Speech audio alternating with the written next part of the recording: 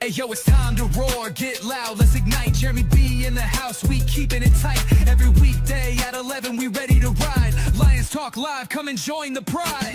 Waking up early, it's that morning grind. Tune in to the show, leave the troubles behind. Jeremy B's the king, with the voice like thunder. Every word he spits, it's a lyrical wonder. Got the lions around, sharp and fierce. When we hear one pride, you can't help but feel your heart pierce. Talking all the topics, keep it real, keep it raw. With a lion's mentality, we're ready for the roar. One pride, it feels right. Jeremy B bringing the heat, morning light. Every weekday at 11 we taking flight. Lions Talk Alive, yeah, we ready to bite. One pride, hear us loud. Jeremy's in the zone, making us proud. This is a Huddle Sports Network broadcast. You can find us on Roku TV, Amazon Fire TV, Facebook, and of course YouTube. Get all your NFL news here first. What's up? It is Lions Talk with Smoke and Jeremy B and BA. And he says, I'm not that, I'm Big Bone. That's right. I'm not that, I'm Big Bone. Hey, all I know about us charming chubby guys, you give a woman 2 drinks, you make her laugh, boom, she's naked. There you go. That's all it's about. Humor. Humor the panties right off. Anyway. That was a mock truffle shuffle. No, I'm not doing another one like the other day. Yeah, don't traumatize us. Okay. Between you and Ken, the Packer fan, boy, I was traumatized for a good season. Now I'm just traumatized. We got Robbie DeFeo showing up. What is going on, Robbie? He don't like the Lions anymore. No. I hated it. He doesn't like the Lions anymore because of my co-host. Oh, talking about his team, Nate? Talking about the Steelers. Talking about Mr. Castro. Yeah, talking about the Steelers. You know what? Don't pay attention to the butt clowns. Whatever. Now, Nate knows this stuff, but he's quite opinionated on some things. Yeah, but that's a story for a different day. And I'm not saying he's the most right on those opinions, but they're his. His opinion. He's allowed to have them. You know, that's the great thing about a freedom of speech country. We are allowed to have different opinions, whether you like it or not.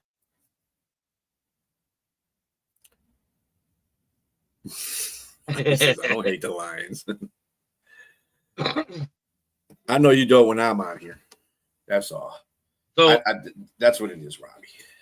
I got you. I'm on Ross St. Brown, went to Isaac Tesla this week and told him that he had to pay his dues as a rookie. In other words, it was his turn to go out and buy snacks. What does he do? He gets the list and he orders it through DoorDash. I'm on Raw finds out and goes, oh, no. You don't understand. You have to go buy the snacks. You got to pay your dues, Rook. So he ended up paying for it twice. There you go. Well, hey, you try to be smart about it. You try to be smart about it. Just think about this. 20 years ago, he wouldn't have been able to do that. Right. It's not even that long. DoorDash hasn't even been around 20 years ago. It's only been about 10. Yeah. But still, I'm just saying, he wouldn't have been able to do that. But DoorDash wasn't going to work for it, right? Wasn't it DoorDash first, then it was Uber Eats, and then Grubhub. All the other one, then Grubhub and Instacart showed up? I think DoorDash was first. Pretty sure. And in the beginning, they couldn't find drivers, so they were actually hiring taxi drivers to moonlight at first.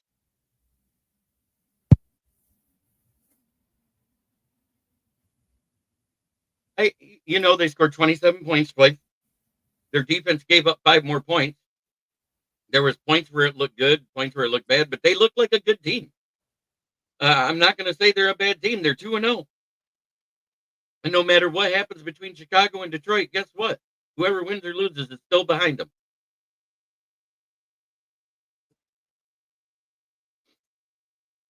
I know who those certain fans are. No. But Jim Jackson, I got you. I got one thing to say to you.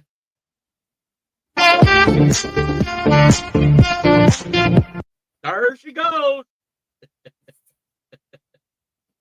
Yeah, we just have fans in our fan base we don't like. So. Oh, we all have fans we don't like in our Yeah. fan base. I got a guy that sits there and does a fake name all the time. He used to say Little Jeremy B, this, that. And now he's coming out with JB. Now he's coming out with JB's stepson. Oh, Lord. I'm not even married. I don't have a stepson. He goes, like, math up. There it is. So, whoop, there it is. Packers are too early to tell. I mean, they had 2 games at home. They got Micah Parsons, who fired up their defense. I don't think Micah Parsons did anything as special. There I am. Hey, kitty. But we'll see what happens when they go on a road to Cleveland and to Dallas. I mean, playing 2 games at home is nice. Yeah, I mean, they have back-to-back home games. We're getting our first home game this week. And think about it like that.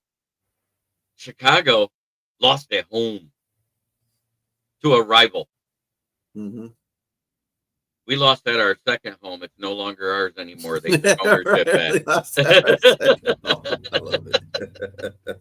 Hey, for 2 years in a row, what did Panay Sewell say when he walked out that tunnel and looked around?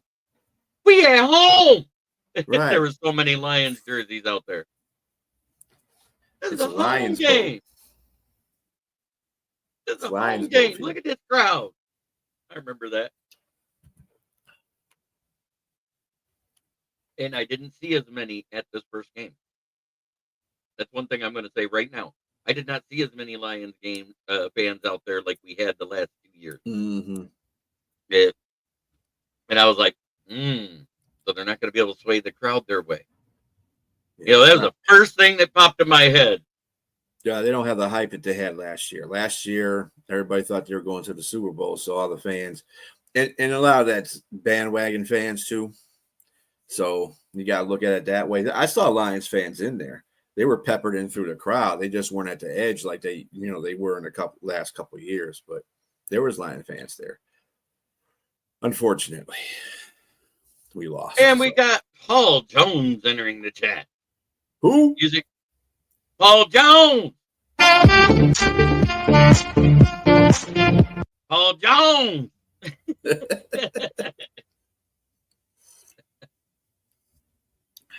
I love my faithful people that come in here, man. It's fun. They like that. Robbie DeFeo loves that track because he thinks of porn, pole dancing women. It doesn't really. You never know. You might be thinking of a pole dancing Kenny Pickett. You never know. He has a not small hands, Kenny Pickett. I don't think he'll like that one either. It was a joke. It's a joke. Don't get mad at me, Robbie. I know. He knows. Doesn't mean you gotta like it though. Anyway, what other stuff we got going on there, JB? Well, let me go see what the injury report says here. I got it. Just to let you know, a couple of things happened last night. Eckler tore his Achilles heel. He'll be out the whole season for Washington. And for Green Bay, Reed is out. DJ Reed is out. Reed is out for indefinite collarbone, right? 6 to 8 weeks. That's what it said. Broke his collarbone. Yeah. Kenny Pickett couldn't hang on a pool with those tiny hands. That's basically what B said. Not tiny hands, Pickett. We'll clean it up. We always start. Yeah. I know we've been starting 1-1, but usually we win the first one, lose the second. It isn't like this right now. I think the last time we lost the first game of the season. Wasn't that versus Philly week 1 in 2022-23 season? Yep. It wasn't Philly though. It was Philly. Yeah, we lost the first game. We won a game and then we lost 5 more. We were 1-6 when we started the season. Yep, and the next season after that was we went 1-1 again, but we won the first season, one. And then we won 1-1 last year. So it's just different. It's flipped. Both the times that we won were at home. So, and we lost one at home and one on the road, I think. Yep. Here's the crazy this thing. time. That's all. It's good. Taylor Decker, no shoulder. He's still dealing with that shoulder injury. He rehabbed. So I think it's more rest days for him because they've said he's more than likely playing. No, he said he was playing, yeah. Yeah, and Johnny Morton said he was playing too before he did. Mm-hmm. So I'm not too worried about that. Sion Vaki was at limited practice yesterday. Trevor Nowaski was at limited practice yesterday. Terrion Arnold, Jack Campbell, and Daniel Thomas all had full practice. So that's good news because we can't afford to be missing like Campbell. Well, Terrion Arnold, he needs to come off the field if he does get hurt immediately instead of waving through it for 23 plays. If you tweak your groin, dude, you can't. I was a cornerback in high school. You know, I was a cornerbacks coach. You can't. You tweak your groin. It any of those your speed. Oblique, abdomen, groin, any of those. You cannot. It impedes your speed. It impedes your cuts. It impedes your twisting. All that stuff. How fast you can raise your hands in coverage because you use your core muscles for everything. Mm-hmm. And people don't realize that. Yeah. And groin is not a pleasant thing to do when you're a corner. Imagine having one of those baby in those stride right walking shoes just jump up and down on your crotch one time. Right. That's groin pain. Mm-hmm. That's the equivalent of it. How? depending on how severe the groin pain is or groin issue is, you feel like you're getting your stuff pulled through your asshole. That's how bad it can get. Oh. Ow. Real bad. It's painful, let me tell you. I've had one of those groin pulls. That was yesterday's practice report. You know, because I wait to get the one at 4:00 because that tells you everybody that went out during the day and everything else. You don't have to do those stupid updates. That makes sense. Because then you find out right then, is it limited? Is it just he was walking off? But what is it? You know what I mean? Mm-hmm. They end every day at 3. They end every day at 3. They're ran through the positions on the way out, and then you get your reports. You're like, he's not limping. He's kind of limping. He's just not playing.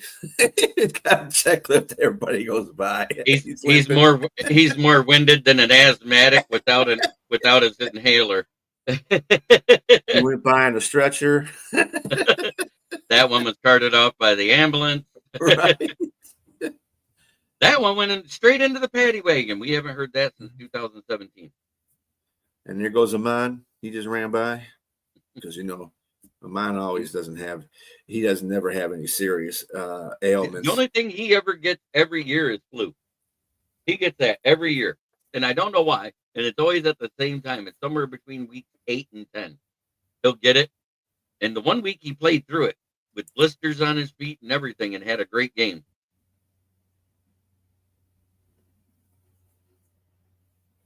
And his dad calling him on the sideline, make sure you drink Coke. So listening to the the St. Brown podcast today yesterday, actually Wednesday, with him and his brother. All his family's going to be there.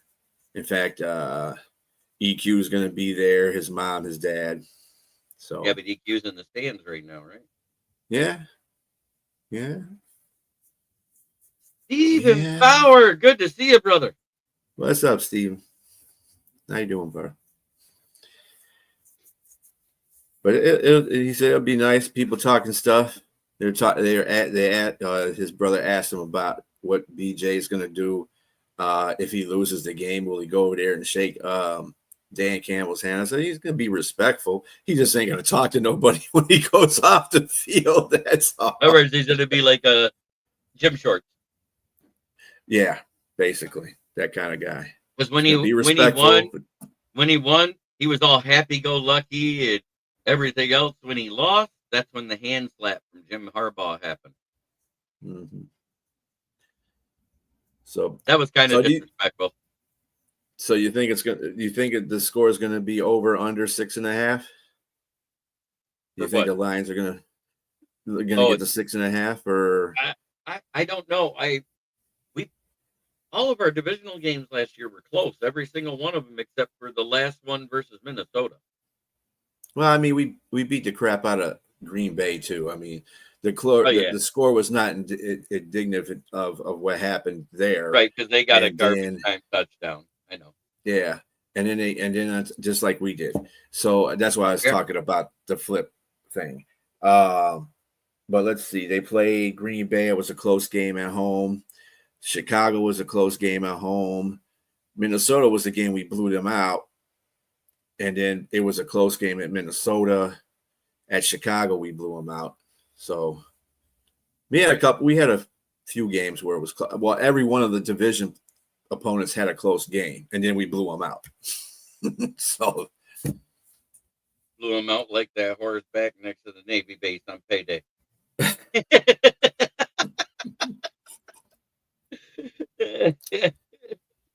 I don't know. I just think that if the Lions come out, the crowd's going to be behind them because they're going to be like, hey, we got to get this thing into motion. And, you know, it's against Ben Johnson. So, you know, the Lions are going to want to step up for that. You know, he was talking about, Amon was killing me too. He's talking about, when BJ comes in here, everybody's going to boo his ass. He'll boo the fuck out of him. That's what he said. Yeah. Well, think about it. We did it to Stafford. Yeah. This is a fresh wound. This is a fresh wound. Imagine if it had been Stafford in year one. Mm-hmm. Yeah, fortunately, we went to LA in year one. Oh, yeah. I know the O-line's shaky, but, you know, it's another week, and they actually got some game snaps. Mm-hmm. And that's going to help them more than anything else. Even though it was bad, they finally got game snaps. I don't care what they say about the joint practices. It's not as good as a game. Yeah, the communication has to be better, too. You know, again, Glasgow is not Ragnow. No. But at the same as far as his leadership presence is concerned, but as being a center, you do have to call out.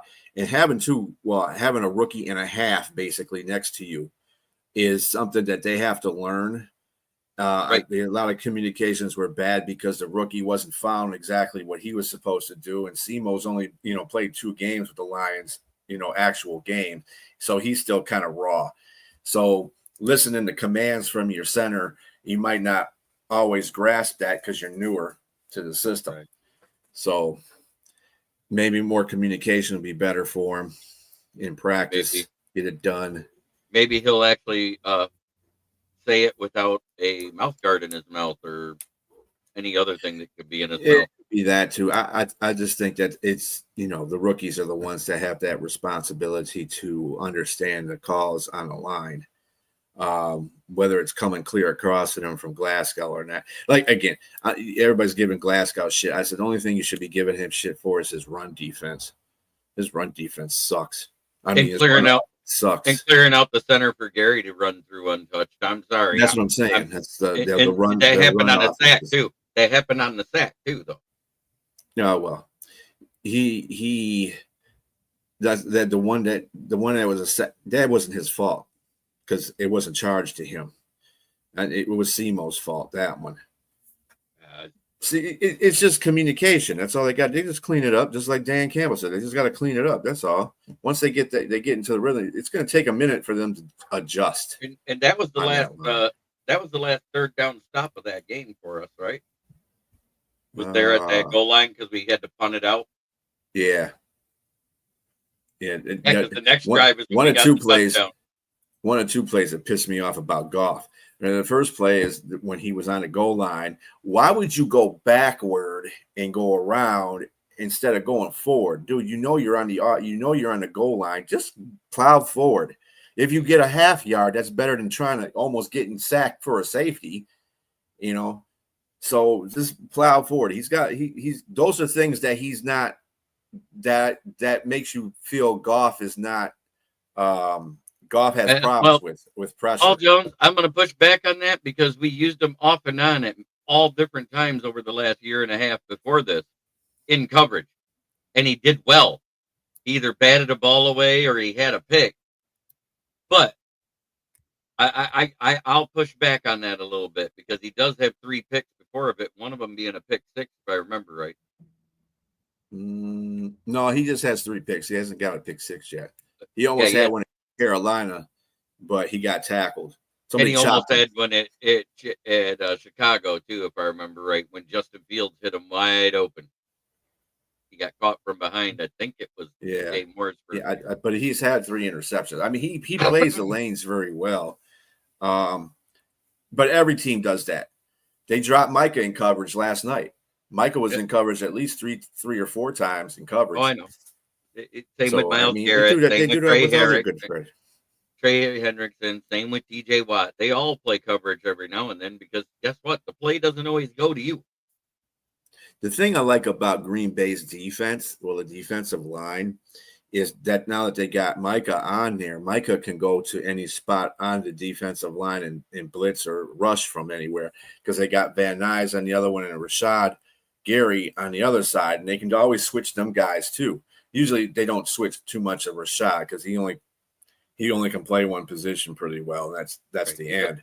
But they usually switch Micah and Van Ness both, all the time. So that's good. You got 3 defensive line. I wish the Lions would have that. At least somebody would put some pressure on that kind of situation, but we don't have that. So they have to rely on Hutch and Davenport. Maybe when Hassan, the assassin, comes back. Yeah. Well, we hope he can. I said maybe. I want to see Muhammad do something because he was a force last year too when Hutch went down. I don't know where he went with that. Season. I gave up hope on him. I was hoping he wouldn't make the roster, and Nate Lynn would have. Well, I mean, he did it as well as the assassin did, but we'll see. I mean, it's a long season. It's only going to be the 2nd game. I'm not sorry, like Craig Reynolds, I canceled my subscription to Netflix on Muhammad. Yeah. As long as they're on a team, they're a valuable asset. Yep, that's it. I really wanted Nate Lynn to make the team because he had 2 solid preseasons in a row. 2, that's not a fluke when it happens twice. Yeah, he. I mean, people that would probably be one of the things I need to see too. I need to see Hutch play in game time speed to be a starter on a defensive line, even if he was playing with the 2nd string. That would be off kilter. But just to get him in game shape ready, and the offensive line too. Glasgow working with the 2 rookies, so rookie and a half as I call them. That would have been nice to see. That way they would have got some kind of playing time together in real, well, not real, but at least they would have had some communication before they got to the real. Well, the parents will be home this afternoon or tomorrow. What's that? My parents will be home sometime this afternoon or tomorrow. No more freedom. Damn it. Can't walk. Where did they go? They went out on a trip? They went on a trip. They drove out to see my sister and my nephew who live out in Montana. Oh, wow. Montana, huh? Nice. Yeah, they left last week on Tuesday, right after Labor Day, and they're coming back this week. Well, just hide the hose. The hose are gonna go. Oh, they're not here right now. I sent them all home last night just to be safe. You ain't got to go home, but you got to get the hell up out of here. Oh yeah, I talked about that last night on Fire Up. I sent that topic in. Should teams start playing players more in the preseason? And my answer is yes, adamantly.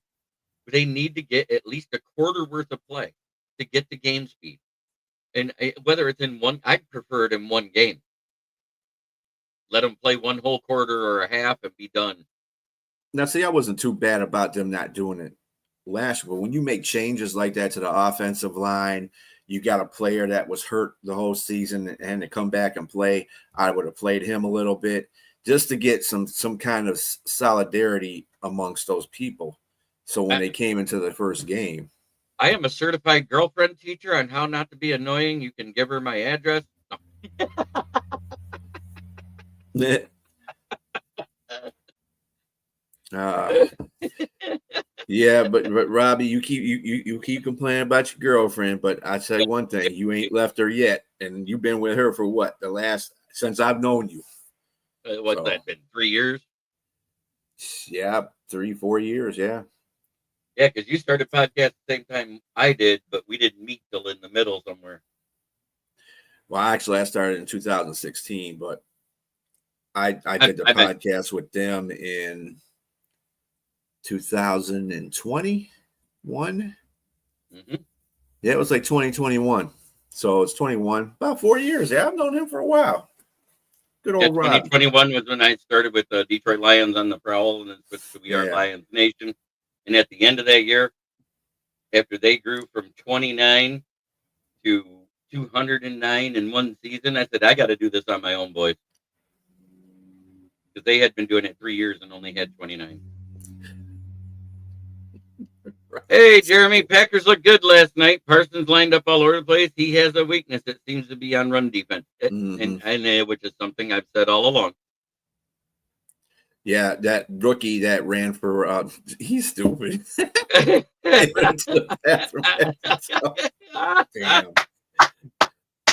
Yeah, but the bad part is you let that sit for more than an hour. Guess what happens?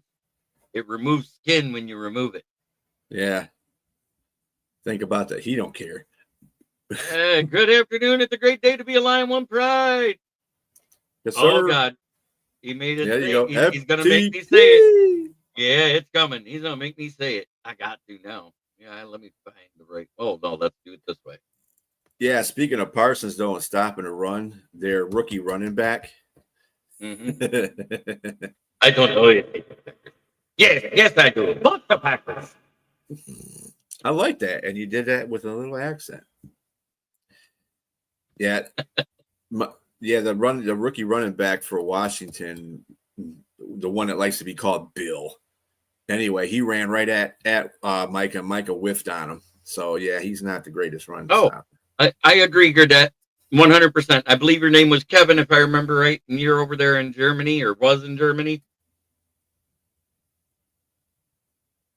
Yeah, he goes, yeah, it's been a while. Time flies, B. Yes, it has.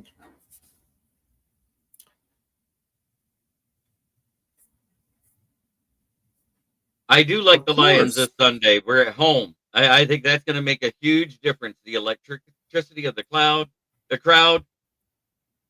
We're going to be back here in this Today, spot. Kevin in Germany. Yes, I was right. Cool. I'm glad I remembered your first name, Kevin, because I know you put it in there a long time ago. And I was like, hey, Kevin, where you at in Germany? Yeah, what station? I think he was in the military. Well, you might be near Berlin. I don't know. I have family lives in Gutensburg, so I was wondering. My family was down near in between Bamberg and Wildflecken when they lived there. I just knew the bases. Oh, look, I knew he'd come in. What did I say? Welcome to the stage, Broski Bear. Happy Friday, guys. What's going on, Friday. Broski Bear? You know, man, just rocking and rolling, doing the do. Nice day here in sunny Charlotte, North Carolina. I'm here in good old Chesterfield, Michigan. I'm going to say this right now. If the O-line's playing better, yes, the OC opens the playbook. If it's not, it'll be more of the same stuff. B. Striller, where did you say you are? Chesterfield, where? In Michigan. Oh, it's, okay. About 25 minutes from, Frankfurt in Maine. He's an ex-banker. He's retired. Awesome. Oh, okay. Look at him, a retired ex-banker in Frankfurt. No, I'm about 45 minutes from Detroit. Okay. So he is. You're west of Detroit, right? Well, Chesterfield is more north. Okay. Oh, so you're up closer to me. Yeah, I'm Gotta like be. you're actually west of me. Right. So you're So like closer over there you're by the west and a little bit higher. Yeah, Lapeer, Imlay City area. Is that where you're at? yeah, yeah. Okay. New Baltimore. Yeah, around that I area. believe he did. And my thing is with the interior O line change, and it didn't look like they had their communication down or anything. I think that was a bigger reason on why the play calling went the way it did. We tried to run, it didn't work because they weren't opening the holes. That zone blocking scheme, it's supposed to simplify things, and for some reason, it wasn't simple. That's what she said. Yep. Opening holes. Yep. Yep. Yeah. Let's go there. Yep. Got to get in there and stretch them out. Yep. Some things work, some don't. Yep. Yep. I hear you. Hey, Broski, what question for you, man? What do you hope that I mean, besides winning, obviously, what do you hope that changes on Chicago? I mean, for that meltdown they had in the fourth quarter, do you think that that Caleb is playing off script, not well, but when he's scripted, he plays well? Because I mean, the first half of that game, I mean, he was playing phenomenally, but then it's like the second half came and it's like, yeah. So, go ahead, JB. Go ahead. He asked if I consider JJ a rookie. Playing wise, yes, but technically no, because this is his first year as a starter. It's just like as much as I hate to say it, it's just like Hendon Hooker, but the difference is Hendon Hooker never had a chance to start. mm-hmm. But yeah, Beastrilla, to answer your question, Beastrilla, what do I hope changes this week? So, I mean, the two main things I chalk up last week's loss to is Caleb being inefficient, inaccurate, and too many penalties. Like, holy shit, I think they had 12 or 13 penalties. Can't have that. You know what I mean? So, are you talking about this guy? That guy? That's a guy. Anyway. That metrosexual? How's that? Anyway, God damn it, you're gonna make me go blind again. First you do the truffle shuffle, now you do that. Yeah, God right. damn it. But seriously, so Caleb started off 10 for 10. It was kind of a fool's goal, 10 for 10, because okay, cool, dude. You're taking the check downs, you're taking the layups. You know, God forbid you hit Roma Dunze, who's wide open downfield, or DJ Moore, who's wide open downfield. Right. But and then it was kind of like too, you really stalled out in the second half. And it's really important when you have like 3 of your top 4 cornerbacks are out and you're playing practice squad caliber corners. It's hard to, you don't want to leave them out on the field any more than you need to. So my thing is this: yes, the defense did shit the bed in the fourth quarter. Honestly, with that being said, I just think if they didn't have all those penalties, some of which ended up being drive killers, you know what I mean? Some of which prolonged drives from Minnesota as well. And Caleb was just, he could complete some passes downfield. I think it would have been irrelevant. So in a nutshell, those are the two things I want to see. I want to see Caleb complete some be accurate downfield and less penalties. Yeah, that's what I want to see. Penalties. A lot of offensive penalties too. Yeah, and some of that, like, hey, you jump offside, that's on you. But I don't think Caleb, from what I've been reading, and this was a thing in the offseason, this was a thing in camp, this was a thing in preseason, that Caleb's cadence, he doesn't have it down yet. It's not consistent. It's not like clicking with the team. Not everyone's on the same page. So some of that is, I have to say, because it's not anything new. Some of that is still on Caleb. He needs to get his cadence down. Broski, serious question. Do you see Caleb Williams as being a franchise QB yet? No. I didn't want to draft Caleb. He wasn't on my draft board. If I had the 25th pick in the draft and he was still there, I would not have picked him. I can't be more adamant about that. No, I don't think he will be a franchise QB. I agree hope he with proves you. Me wrong. I will say this. I hope he proves me wrong. I really do, but I don't think he will. The reason why I hope he does prove you wrong is so he breaks that trend that has been happening for like ever since Bitch Trubisky. First year quarterback has a good coach, gets a shitty coach, falls apart, gets fired. I hope he breaks that mold for you. Well, the Because fact that they just need a good, they need a good quarterback in franchise. Period. I mean, yeah, I mean, Eric Hipple still owns the yardage record because Caleb Williams came up 50 yards short. oh, you mean Kramer, Eric Kramer? Eric Kramer, Eric Hipple, whoever. I know it was His a name Lions. is Eric. I know it was a It's Lions telling you. QB. How's that? That has the yardage record. Even Eric Sexy Hipple, Rexy and I think the only thing that Gay he would Butler lead couldn't is do it. how many fabrics he could find on the Silver Dome floor, because that's how often he was put on his back. I think he spent more time looking at the top of the dome instead of on the inside. Right.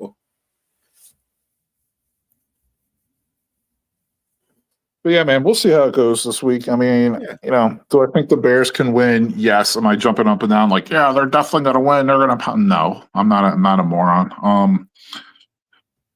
Yeah, we'll see. I mean, I think what they need to focus on is, I think they need to play strong in the trenches, man. They need to get in Goff's face, get that pressure up the middle, get Goff to throw a pick or a have a fumble or something. And then, their O-line has to block Hutch, and they need to establish some type of running game, which I'm not very confident in because I'm not very confident in Swift. And if they're not going to use Monangai, that's going to be a problem. So my prediction is I think you're going to see Monangai getting some runs up the middle this week. Okay. How far will the Bears ride with Caleb before they jettison him? Well, that's a good question. I think it depends how they start. So if they completely shit the bed and go 0-4 into their bye week is week 5. I think that there is going to be. I think there's a serious chance they roll with Bajan coming out of the bye. One of the underlying things, not even underlying, it's out there. Like Ben Johnson's was upset with Caleb. He didn't think he put in the work in the offseason.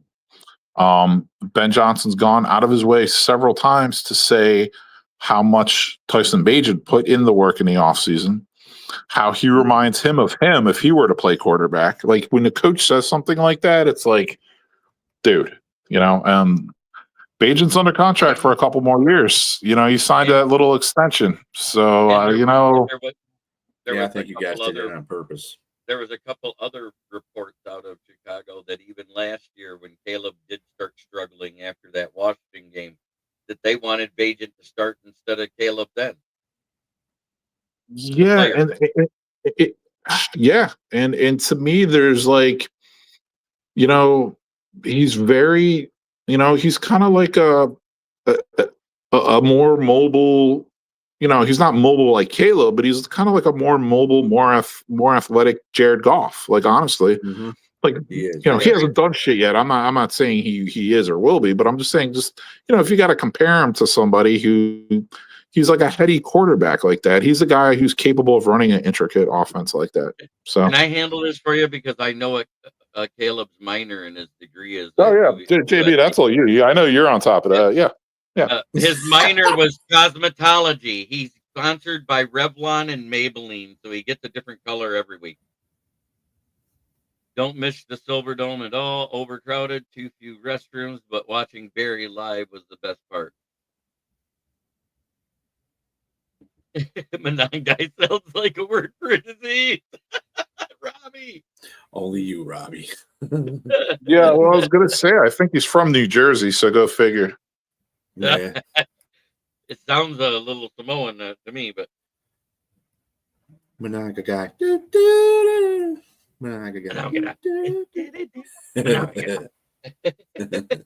sounds like it's like a Polynesian name or something. Yeah. It's like the war dance before the game. Oh, Justin Fields we're talking about. No, yeah, he's doing well. But it's a long season.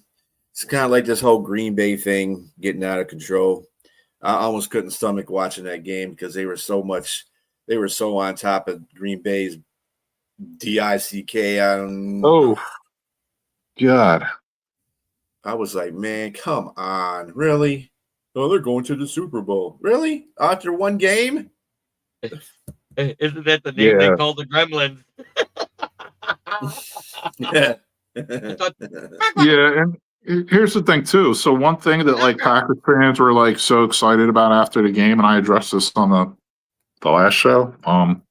Yeah, dude, Love should not be running and putting his shoulder down trying to truck stick people week 2 or ever. Mm-hmm. Yeah. Like unless he's trying to get into the end zone, I get it then. But even then you have to be careful. Like you have to be smart, man. You can't do okay, he trucked that guy. Yeah, he did. Dude, you're gonna get injured that way. And that's one thing like Justin Fields has never learned. So like JB saying, yeah, it's early. Like, yeah, it's early because Fields is going to miss a handful of games at some point because he's going to get hurt from running the ball and not sliding or running out of bounds. Like, it's what happens. You know what I mean? So, yeah, I hope Love continues his continues doing that. This is true. Even when he made a bad play, they're talking good about Parsons. Yeah, and the whole thing, the whole narrative about Jordan Love doing really good in the last 2 games and his accuracy is great. They forget in the first game, he almost had a pick return for a touchdown, and Anzalone almost had a pick. So he wasn't too accurate. Yeah, but they didn't count it when we did penalty and you did when we drive. Yeah. He needs to improve his accuracy for sure. But at the same time, we've seen him start out like this 2 years in a row. It's not about how you start, it's how you finish. How you finish. I keep saying that. Oh, it is. Absolutely.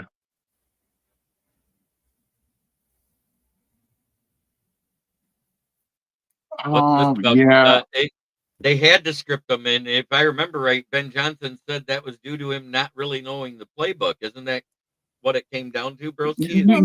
Yeah, that's a good point, JB, because really what it is, it's like, hey, you haven't developed well enough yet, or maybe you don't know the playbook well enough yet.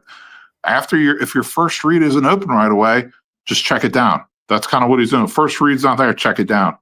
It's like, oh, we'll go through your second and third reads and then check it down. You know what I mean? So it's like man, I did not expect to see Ben Johnson so visibly upset on the sidelines, like directly like at Caleb week 1. Like he was cursing under his breath. He was just visibly frustrated with Caleb on the sidelines. If you remember first year with Jared Goff here and Dan Campbell when he was coaching, when Anthony Lynn was the coordinator, and through those first 9 games we didn't win a game, there was quite a few times he was getting upset with Jared Goff, and then he found out that he should have been getting mad at Anthony Lynn. Mm-hmm. Yeah, I mean, hey, the guy, go ahead, Beastro. It's the NFL. All teams usually have a scripted. It's based. The script is followed off of what the quarterback does, though, in that play. So to what you were saying earlier, Broski, about Caleb being able to find guys open in the first half, and he didn't do it in the second half. And I think because Flores was smart about this too, is that he said, you know what, somehow we're in the second half now. Maybe I can dial up some blitzes on him. And that's when a lot of blitzes started happening on Caleb. And that kind of just messed him up. And yeah, I mean, every quarterback will go through that too. But I just think Caleb's got to make better decision making. That's his problem. He had DJ Moore wide open on the goal line in the fourth quarter and overthrew him. Dude, he had a lot of guys, like, honestly, so this is one thing, like, he had a lot of guys wide open all game. First quarter, second quarter, third quarter, fourth quarter, that he just missed by a lot. You know what I mean? Like, he really did. So, like, Ben Johnson, I'm like, dude, he was calling some good plays because, like, dudes were open. Caleb wasn't getting him the ball. And I think Flores looked at it a little like Caleb's a better off-script quarterback. So it's like, what's and Flores knows that like the first 10 or 15, 20 plays are going to be scripted. So he's like, what's the point in blitzing early? Because Caleb's better off script and he's going to be on script. So if we don't blitz, then he's really not going to be able to just like run around and make a play. You know what I mean? So, but then Caleb was, I wouldn't say burning him, but hurting him a little more than the Vikings wanted to. So then in the fourth quarter, especially, it was just every play was a blitz, Yeah, and it's true. And every team has scripted plays. Don't let it. There is like a set audible out of any one formation. There is a set, like if it's a pass play, then you have this formation you change to if you audible to the run. You have this play that is a run play that you audible to this. Those are set plays for audible. That's to get you out of a situation like if you're passing and you see the blitz coming, or if you're getting ready to run and you see the fact they got 8 men in the box and you can use play action to hit them over the top. Those are there on every team. And that's what that flap is on their wrist. And people say, why do they have to use that? Because they don't know. No, because sometimes it's a complex offense and you might have 20 plays underneath that fucker. Yeah.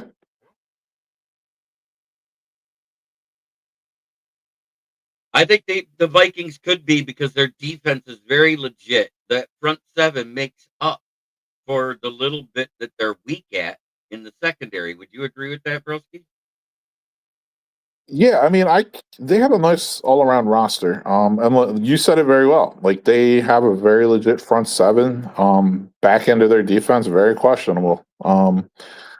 However, they can make up for that with having a good pass rush. They can also make up for that by having controlling the time of possession a little bit better too. So yeah, I mean, looking at them on paper, to me, it's just like they're missing everything but a quarterback. If they have a quarterback, yeah, they're legit. They have a legit chance. And I'll tell you what, for 2.5 quarters, JJ McCarthy reminded me of first half JJ McCarthy at Michigan. Yep. Against good teams. And then he just hit that clutch factor that he's got. You say what you want. 143 yards isn't a lot of offense, guys. But when it comes in one quarter, it's a lot of fucking offense. I mean, I didn't think JB, he played bad. I think he played what usually rookies would play in their first game. So, like I said, it's a long season. It's one game. It's not how you start, it's how you finish. Blah, blah, blah. Yeah, that's why I picked the Lions. I know we're pissed. Because I'll tell you what, when that guy asked that question that he pissed off Dan Campbell on Tuesday after he answered it on Sunday and Monday, he ripped that guy Doc a new asshole. That was hilarious. I thought he was going to come out there and beat his ass. Seriously, I thought Dan was going to come from behind the podium and go out there and strangle shit out of him. That's what I thought he was going to do. Are you talking about John Markkanen? Yeah. Doc. Yeah, Doc. Yeah. Yeah, Doc. Yeah. That dude cracks me up, man. He's pretty. I like going on his channel too. Anyway, what was I going to say? Shit. Oh yeah. Other than quarterbacks. So let's not include quarterbacks. Like, what skilled position player do you think is going to have the best performance on Sunday for the Lions?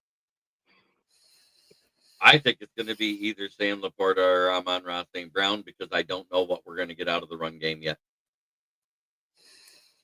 I just don't. After last week, I don't trust the run game. Skilled position, I'm going to have to go with it. It's got to be Jahmyr Gibbs because without that run game, that's their bread and butter. Besides the offensive line being their bread and butter, that run game helps set up that play action pass. So they got to run the ball effectively. So it's going to have to be Jahmyr to me. Jahmyr and Monty, both of them. I would love that because they're both on my fantasy team.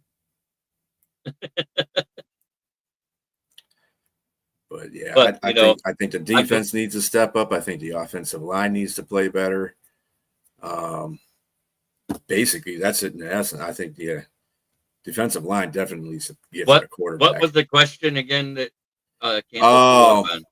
he said that, he inferred that Jared Goff said something And that's what drew the ire right there, because when he asked him what did Jared Goff say, he wouldn't answer him. He went to another question immediately, and Dan was like, "Well, what did Jared Goff say? What did Jared say?" He goes, "Well," and then he still kept going to that same question after. I mean, he kept going to another question after he kept asking that, pissed him off. So he's like, "You know what, dude?" While he was rolling in that other question about like John Morton's offense not being like, about it being predictable, he was like, there was like, whatever he said, 40 or 50% less like pre-snap motions. He mentioned that, and yeah, Campbell was not happy about that either. Oh, breaking news! You know what, Broski Bear? Jake What Moody happened? just signed with you guys. Who? You're kidding. They signed Jake Moody? Yeah. The Bears signed Jake Moody. The guy that hasn't been worth booty since he got to the 49ers. Jake Booty. Jake Moody out of the University of Michigan. Michigan kicker. Remember, he was the 99th pick, the 49ers' first pick in the draft that year.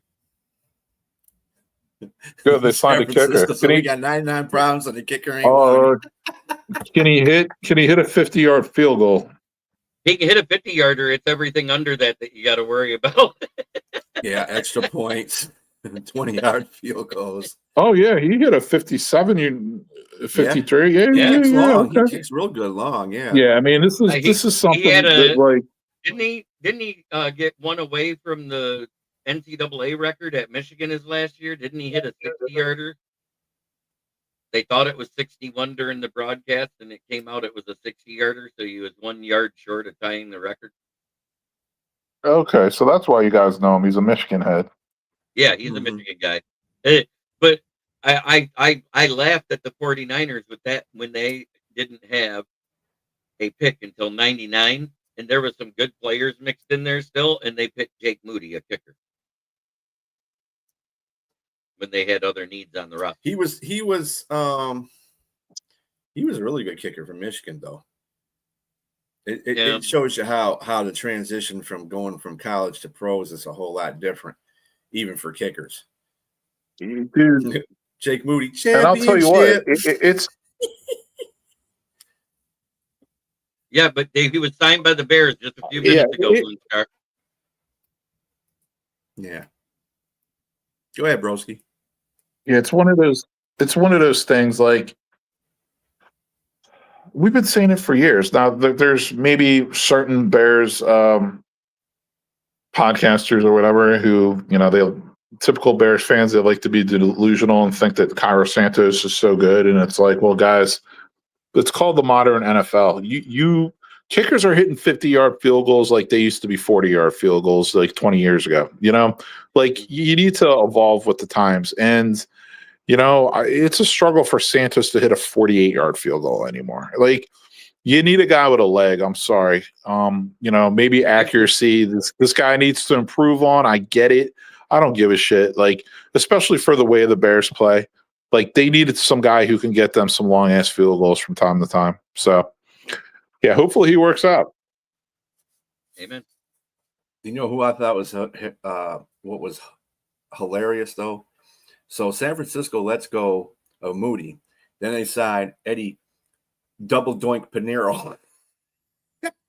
Oh, he's not Double Doink. That was Cody Parkey. Oh, that was Cody Parkey. Oh, I thought he was Double Doink. Yeah. Cody Parkey was Double Doink. There we go.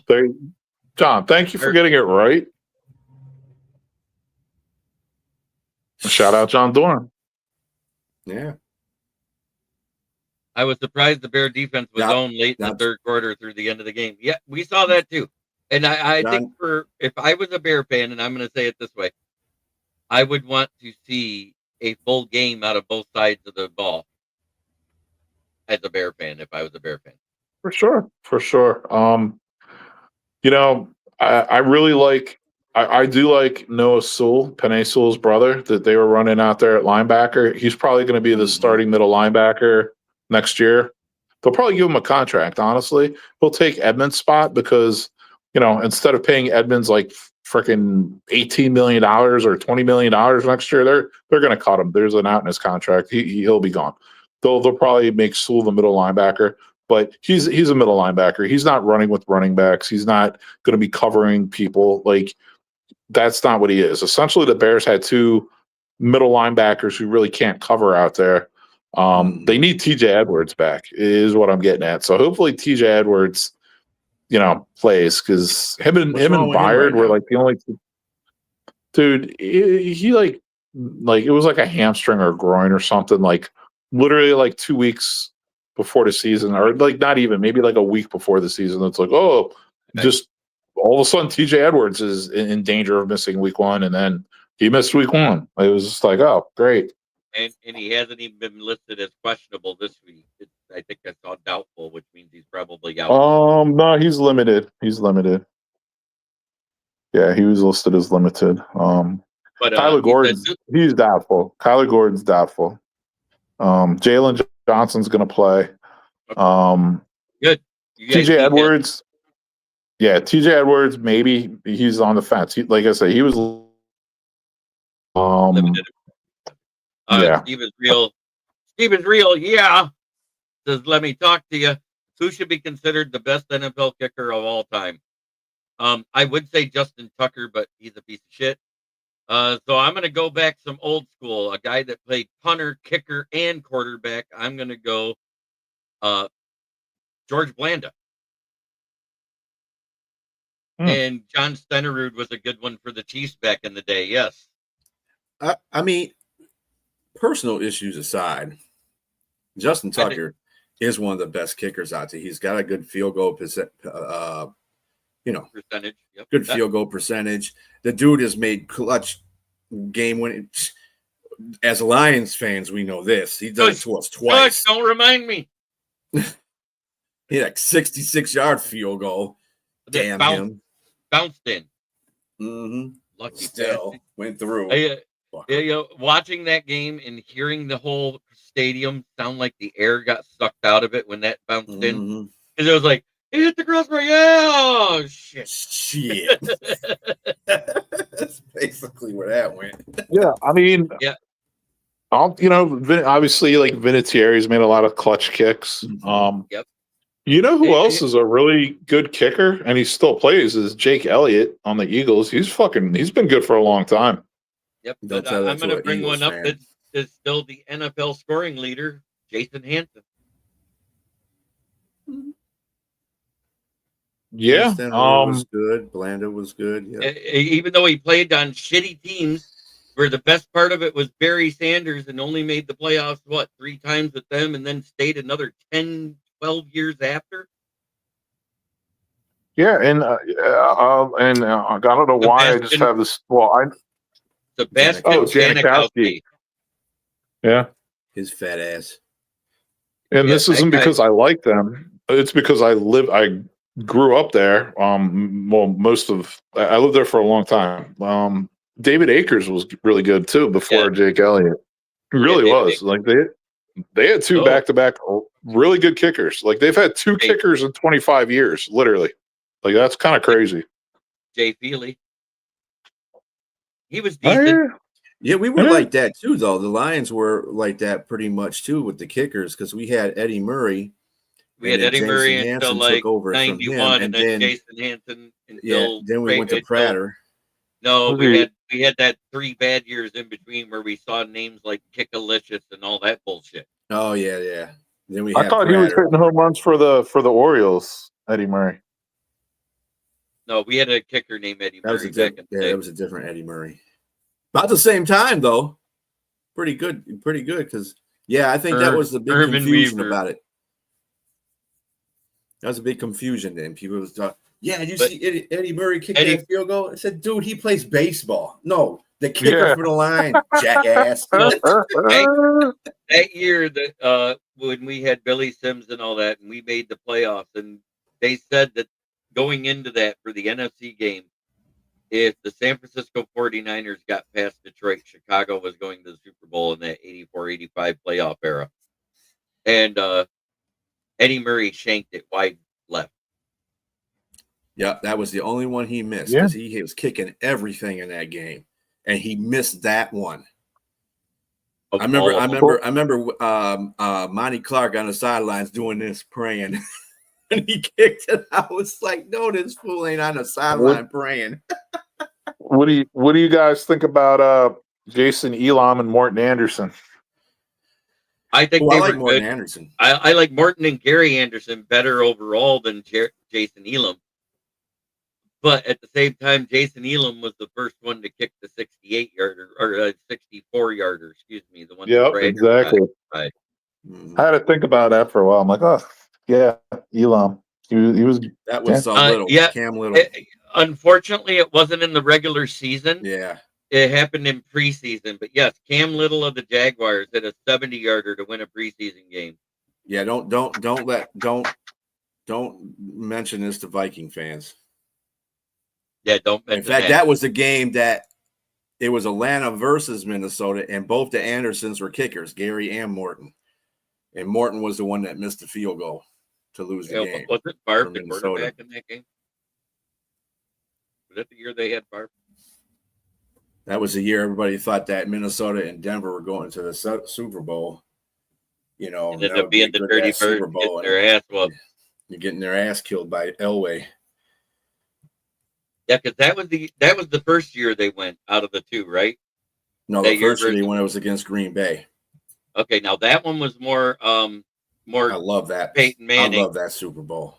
But the second one versus the Dirty Birds, that was all TD. I don't care what anybody says. He had a game.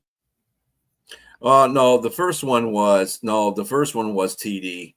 The second one was kind of Elway because he was throwing, but he didn't get the MVP. No, he did get the MVP. He got the MVP in the second one, and then Terrell Davis got the MVP in the first one. But everybody knows John Elway from when he was going to try to get that fourth down and he got helicoptered. That's a big fella too. Helicopter and John Elway was hard. They had to put a hit on him to do that because that was a big fella.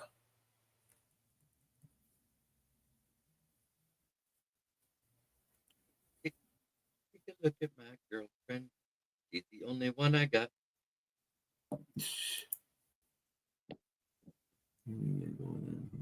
I like those old songs. Sorry. But that being said, we have went over an hour. It's been a pleasure having you here, Broski. What's your prediction for the game? Yeah, I'm thinking it's honestly it's going to be a very similar score to last week with the with the Vikings. I mean, if you were to tell me it's going to be like right around the same 3 points either way, like dude, this game's coming down to a field goal. One of the teams is kicking a field goal, walk-off field goal to win. Let's change it up a little bit. Let's go. I'm going to go 24-21 Bears. Okay. Reverse it. Lions win. There you go. There. Well, we got opposites. How's that? I don't care. It's all for fun anyways. It's not like I'm putting money on it. I like my money to be with odds. Yeah. But try every day to be a better person than you were the day before. Don't forget to check out BA on One Ass Cheek on Three Toes every Tuesday and on all the other podcasting whoring he does throughout the week. Yeah, I do. I'm podcasting more on Friday. Just like me. Yeah. And don't forget to come back at 9:00 tonight for the Lions Fan Cave Chat, where we will be having a few other fans talking about the game coming up this Sunday. And Broski, you're more than welcome to join us. Thank you. I appreciate it, man. Always good chatting with you guys. Hey, Broski, it'd be great to have you come on our show too, because we always need Chicago fans. It seems like every time we ask certain Chicago fans, they decide not to show their ass up, and I know you. What? Okay, so I've been meaning to ask you about that. What you're not? I don't know why. Like your show, I can never find anymore. It's still the same. Well, it's like, not in the Huddle Network. It's independent. Right. So, okay. You let me search again. I don't know why. Like I've been trying to find it, and maybe it's just the way I'm searching for it, and I can't find it. One ass cheek, three toes. That's all you gotta do, man. Okay, got it. Not with the three. Number 3. Spell it all the way out. As always, everybody, try every day to be a better person than you were the day before. That's the only way to make the world a better place. It starts right here. Much love, one pride. Turn it up, it's that time again. Jeremy B. Lines, he's your best friend.